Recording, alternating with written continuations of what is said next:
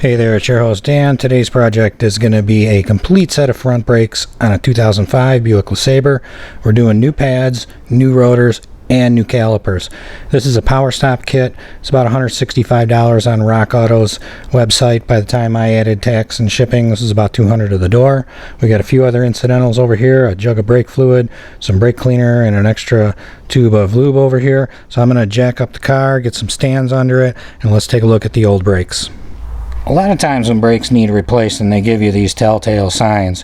And on these front brakes, when they would be applied, the steering wheel would start to kind of vibrate. The whole front end of the car would vibrate really fast. You let go of the brakes, goes away. Hit the brakes, you get that vibration.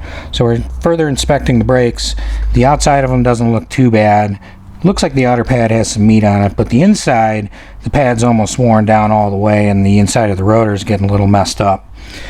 This rotor here is not fully releasing too. It's dragging a little bit, so that's gonna lead me to believe we possibly have a issue with the caliper here. And I was just in here a couple days ago and did a full brake flush of all the fluid, through the master cylinder and all the lines, and the bleeders are completely shot.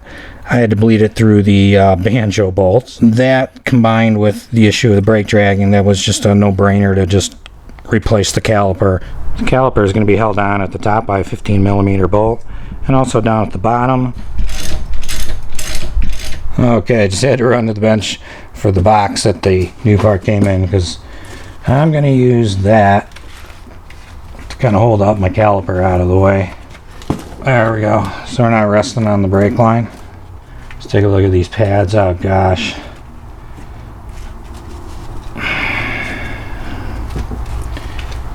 Pads are pretty much stuck into place here. Yeah, they're almost fused. Let's get in here with a screwdriver and pry these babies on out.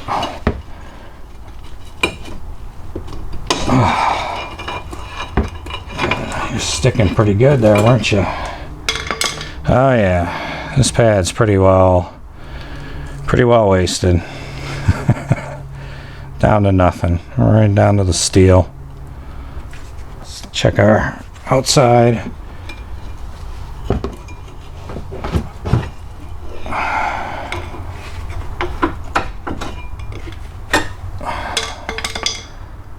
Not too bad. Pretty even wear on the outer pad. Like I said, there was a little bit of meat left on it. I mean, realistically, these brakes should have lasted a little bit longer, but we live in the salt belt, so. And the car's parked outside, it's driven through winters. Might just be a rust issue here. And those things were pretty well seized into these clips, it seems. Yeah. If you're not replacing the calipers too, and you're just putting new pads on, it's always a good idea to make sure that you get all the rust out of here.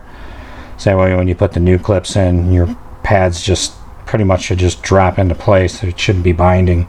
Next, I'll come in and get the caliper bracket bolts. There's one at the bottom, 15mm, one at the top. Let's get those taken out.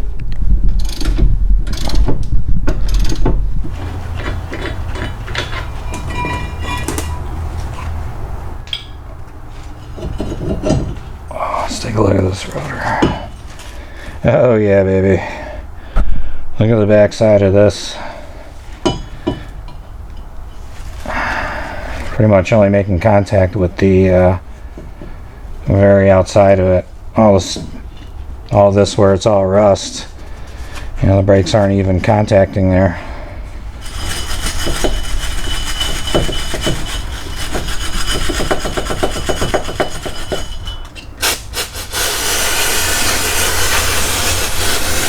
Anti-seize just to the face here of the hub, just so I don't get the rotor sticking potentially in the future, wanting to rust weld itself onto the hub.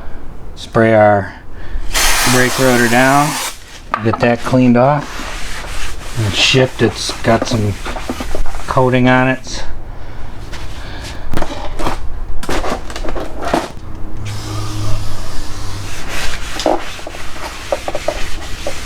Okay, we'll mount our new disc into place.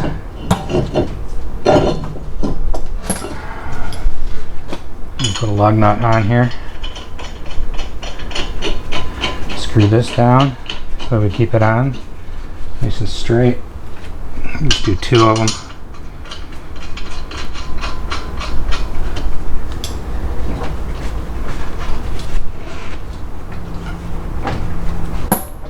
Okay, next I'm going to want to come take the 2 15mm bolts out of the caliper here, get these slides out.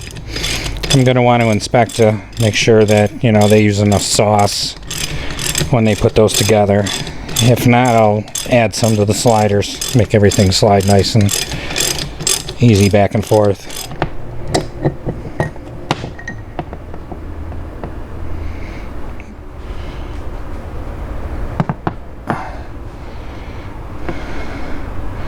I'm going to go put the bracket on the car. I'll be using a little blue thread locker for the bolts to hold this caliper bracket in place. So 1.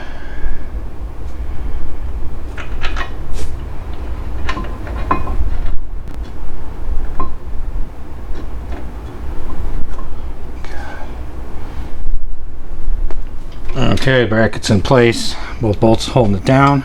Come in and snap our retainers in place. Snap it nice and easily.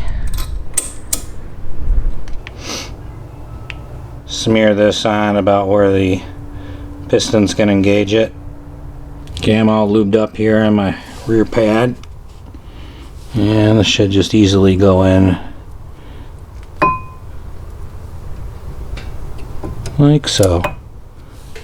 Okay, I got this pad all lubed up, the ends and the back side of it. It should just pretty much just about slide right into place. Yep. Okay, I'll go ahead and close up the caliper now. Just gotta make sure to press that boot in there at the bottom. And come in with our pin.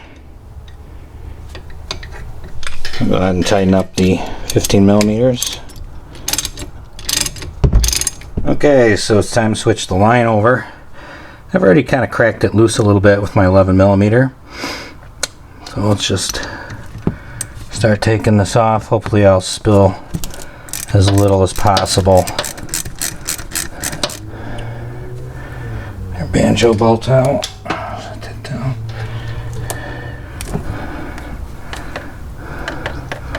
There's our one washer.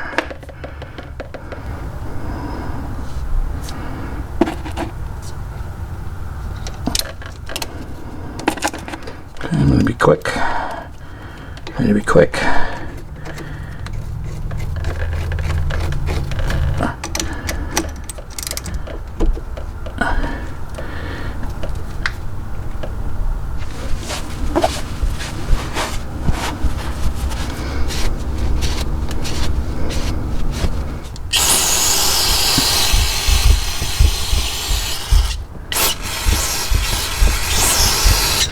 Okay, I'm going to take the old caliper, which still has some fluid in it, and I'm just going to tip it upside down and let it drain out into my little catch bucket here.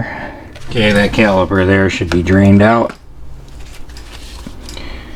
Here's what I was talking to about with the brake bleeders. This should be a 10mm. This is, I don't know, completely round, somewhere in the 8.5mm region. Here's our fluid that came out of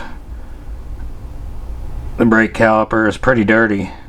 And like I mentioned too, I flushed this all the way up to the banjo bolt just a couple days ago, so we're not pushing any dirty fluid into the brand new caliper.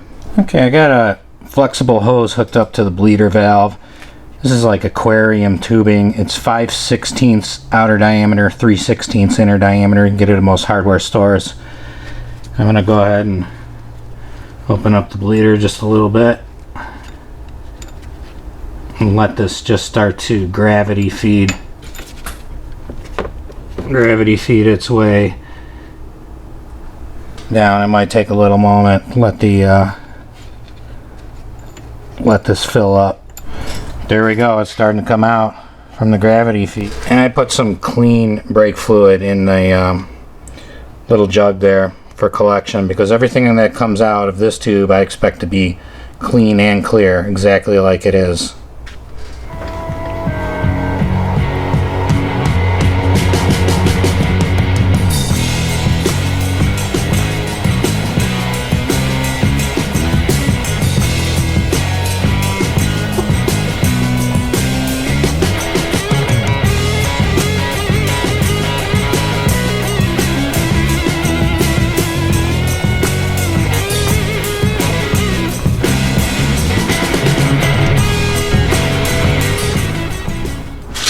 Okay, it looks like we are fully bled. Let's tighten up that bleeder screw. And I'm just going to come in here and pinch that off. There we go, so I don't spill anything. And there we go. Hopefully it'll all drain on down into the bottle. Don't forget to put our bleeder cap back on, so we don't get any contaminants in there. Okay, in the back of the wheel, I hit it with a wire brush, and I used a little bit of the anti-seize on the back. This way, when I put that tire on a couple of years down the road, I won't have a problem getting it off.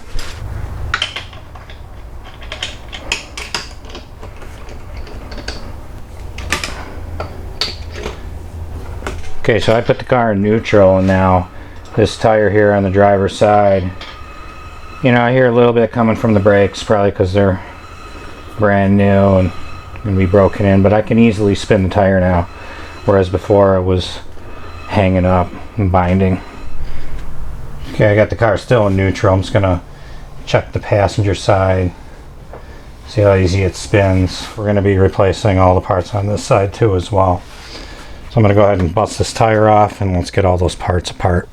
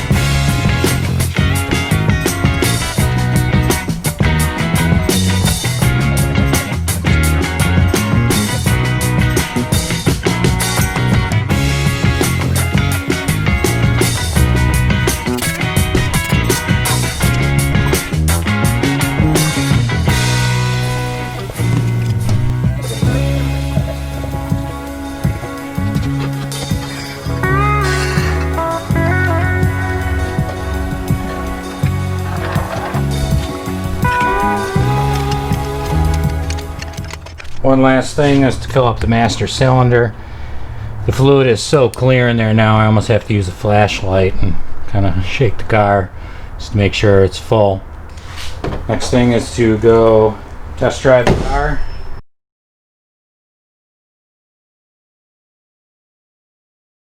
Let's just take a look at those used parts real quick one more time. The rotor here from the passenger side, pretty well chewed up. It's only making contact pretty much on the outsides. The pads, was the outer pad. It's got a lot of meat on it. This one's starting to get worn down here on the inside, a little more than the outer. The bleeder screw on the passenger caliper, yeah, that thing's just, the more you touch it, the more it disintegrates, just like the driver. On the tool side of things, really didn't need that much. Just a wire brush, big long flat blade screwdriver, a ratchet with a 3/4 to get the lug nuts on and off, 11mm for the banjo bolt, 10mm for the bleeders, a 15mm socket for the caliper bolts and the bracket bolts, a flashlight. It was pretty handy in case some areas where I couldn't see with the traditional light. Some gloves for when things got really down and dirty. The Loctite and the anti-seize, already had that on hand. Water bottles are free. Already had the clear plastic tubing and a little catch pan to catch the old brake fluid in. So this whole project cost about $220. This would cost easily about another $500 more if this was done at a shop. This was for the other half's car. She's ecstatic. We've saved a lot of money today. She also got the complete brake system flushed on her car, which had probably never been done in the 16 years it's been on the road. So that's another $100. So we saved about $600 in total by doing it DIY here. Complete front brake job on the 2005 Buick LeSabre. So that's all I got for you for today. I hope you enjoyed watching the video. Hope you found the tips useful, and as always, thanks for watching.